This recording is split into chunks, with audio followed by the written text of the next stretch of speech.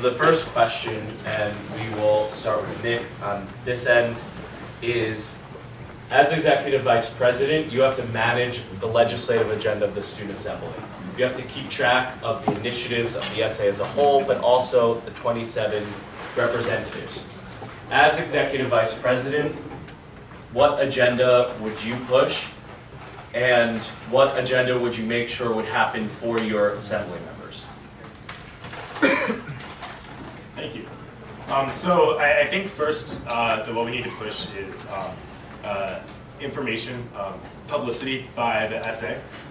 And I think that most importantly, we need to eliminate the misunderstandings that people in the Cornell community have about certain initiatives that the SA passes, specifically with the diversity requirement, or the investigation, I should say, into the diversity requirement that was proposed on the Assembly floor and has been sort of misrepresented across multiple boards to the Cornell community. And I think that we need to make a strong effort as an Assembly to ensure that those sorts of errors do not happen, and that we fully inform the student body.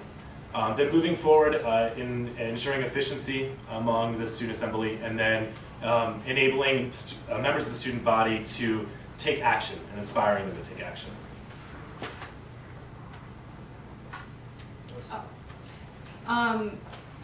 So the agenda that I look to make sure is accomplished is one that includes community support and making sure that everyone has a voice. So I make sure that this, all the initiatives kind of look towards that, to make sure that the students have a voice, to make sure that, as the presidential candidates mentioned, the stakeholders. I would make sure that all stakeholders are notified and involved in all the initiatives on the agenda. That's something that I make sure happen as UA chair, and that's something that I'll make sure happens next year. Hello everyone, once again my name is Mo Cho, running to be Executive Vice President, as you can see. So I think there's three principal issues. The first being, I think there is a new member learning curve, and it takes quite a while for new members to actually acclimate to the Student Assembly. So my fix for that would be, I guess, an internal change, a culture shift of the SA. And I think it's easier as being an Executive Vice President to reach out to the new members and let them know we tried this out earlier where we had this mentoring process.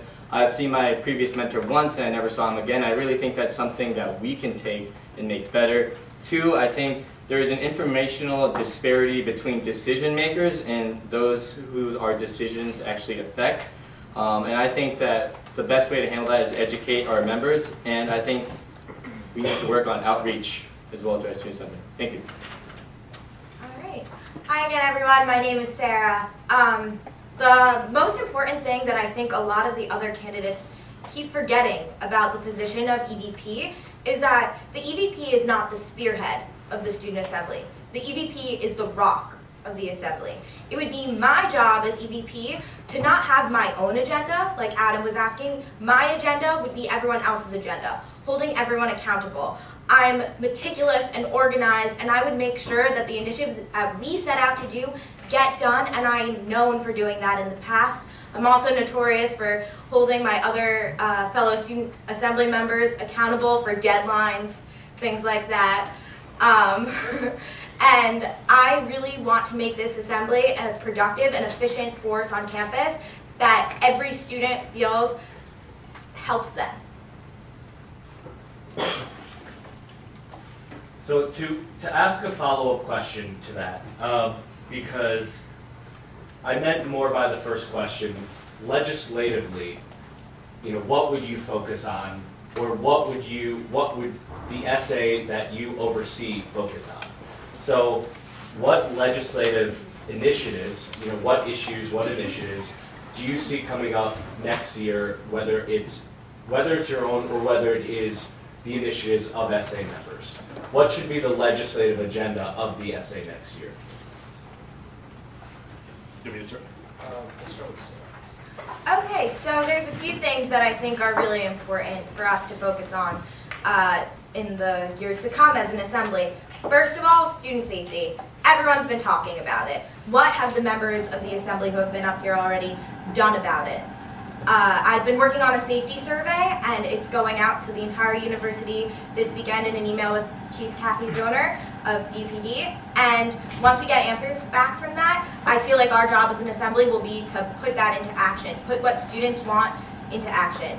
Also, green initiatives. That's been like my baby this year. I want to make sure that the things that I've started and that I've finished continue, like the $1 million clean revolving fund, plastic bag tax, things like that. Thank you. Hi, so I think Sarah brings up a lot of good points. So I'm going to talk a little bit more about what I personally believe in. I've had the opportunity today to speak with, I guess, one of my mentors and really talk about the social justice requirement. I guess it's the buzzword of the day.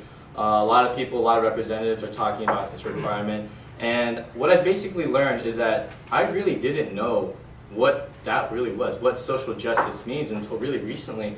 And I think it's important that a lot of our student assembly members actually get educated in this process, because I think that is going to be the pertinent issue coming in. That is something that I personally think that everyone in the student assembly should be able to tell right off the top of their head. And I'm actually very happy to see us all getting involved in talking about this.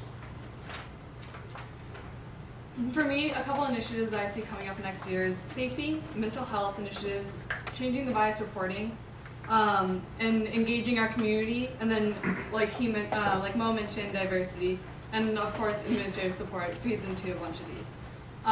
In terms of what I think that the assembly should prioritize, I think they should prioritize whatever the students want, and so therefore engagement should be a huge priority. Because if we don't have the engagement, then we don't really know what the students want on all of these. For example, the social justice requirement that was just mentioned, we need to have a lot of engagement in order to really know what to do with that. It's an idea right now, and I think that there should be a lot more conversation around diversity on this campus and in our local communities that we are engaged in. But we need to know how students want that, and so the engagement's a huge portion of that. So while I won't be pushing a legislative agenda, I think that next year we're going to see a couple things come up on the docket, and I think that these are things that I would hope would. First off is diversity affairs, second off is safety, and third off is a way of helping student organizations. With diversity, I think that clearly the social justice requirement is going to come up before the assembly. I am a supporter of a form of the social justice requirement that makes sense for each college.